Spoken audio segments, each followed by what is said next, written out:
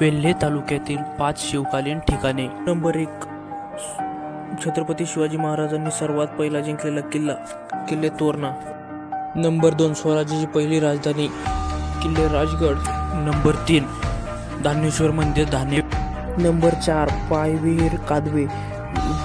ही विहीर वेल्हे तालुक्यातील पानशेत जवळील कादवे गावात आहे। श्री शिरकाई देवी मंदिर शिरकोली हे मंदिर वेल्हे तालुक्यातील शिरकोली गावात आहे व या मंदिराची यात्रा चैत्र पौर्णिमेला भरते व या यात्रेला लाखोच्या संख्येने भाविक भक्त हजर असतात।